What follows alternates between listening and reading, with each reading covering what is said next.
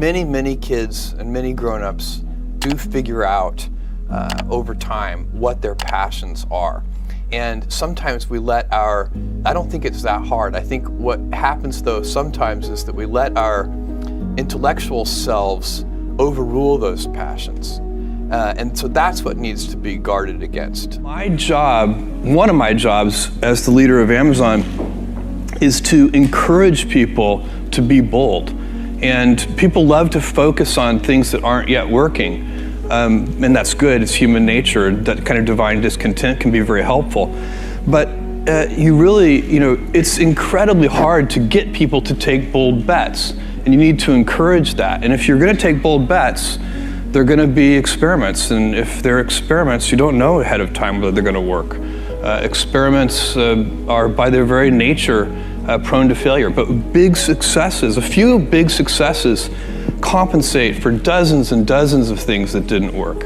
So, bold bets, AWS, Kindle, Amazon Prime, our third-party seller business, all of those things are examples of bold bets that did work, and they pay for a lot of experiments.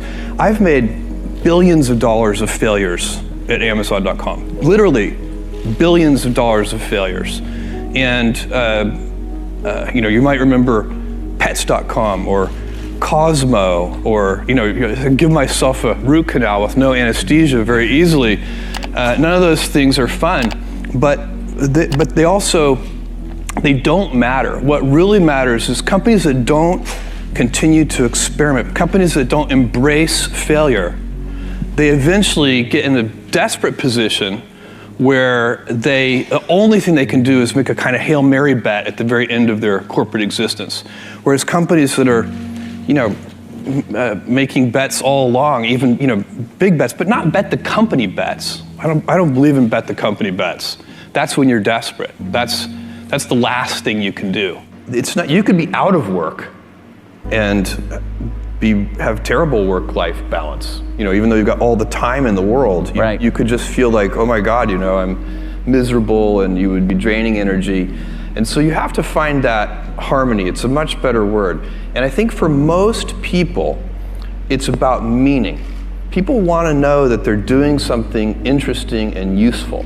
And for us, because of the challenges that we have chosen for ourselves, we get to work in the future, and it's super fun to work in the future for the right kind of person. You need to be nimble and robust. So you need to be able to take a punch, and you also need to be quick and innovative and doing new things at a high speed. That's the best defense against the future. And you have to always be leaning into the future. If you're leaning away from the future is going to win every time. Never, ever, ever lean away from the future. We all have adversity in our lives. I doubt if you really, if you know somebody, any friend or anybody that you talk to, there's no lack of adversity. And by the way, that's good, because it's what teaches us how to get back up. You fall down, you get back up. It always happens. And you get certain gifts in life, and you want to take advantage of those. But I guess my advice on adversity and success would be to be proud not of your gifts, but of your hard work and your choices. So you may be the kinds of gifts you get in life. You might be really good at math. It might be really easy for you. That's a kind of gift. But practicing that math and taking it to the next step, that could be very challenging and hard, and take a lot of sweat. That's a choice. You can't really be proud of your gifts because they were given to you. You can be grateful for them and thankful for them. But your choices, you choose to work hard. You choose to do hard things. Those are choices that you can be proud of. Being an inventor requires, because the world is so complicated, you have to be a domain expert. I mean, in a way, even if you're not at the beginning, you have to learn enough so that you become a domain expert.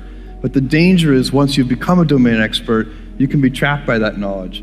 And so inventors have this paradoxical ability to have that 10,000 hours of practice and be a real domain expert and have that beginner's mind. Have that look at it freshly, even though they know so much about the domain. And that's the key to inventing. You have to have both. And I think that is intentional. I think all of us have that inside of us, and we can all do it, but you have to be intentional about it. You have to say, yeah, I am going to become an expert, and I'm going to keep my beginner's mind. You can't skip steps. You have to put one foot in front of the other. Things take time.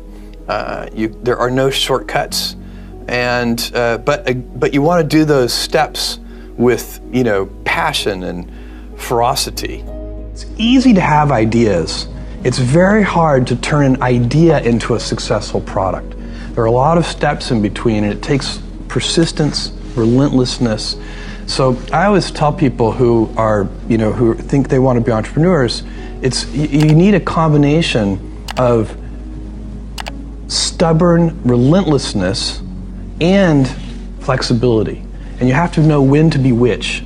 And basically you need to be stubborn on your vision, because otherwise it'll be too easy to give up. But you need to be very flexible on the details, because as you go along pursuing your vision, you'll find that some of your preconceptions were wrong, and you're going to need to be able to change those things. So I think taking an idea successfully all the way to the market and turning it into a real product that people care about and that really improves people's lives is a lot of hard work. Don't try to chase what is kind of the hot passion of the day.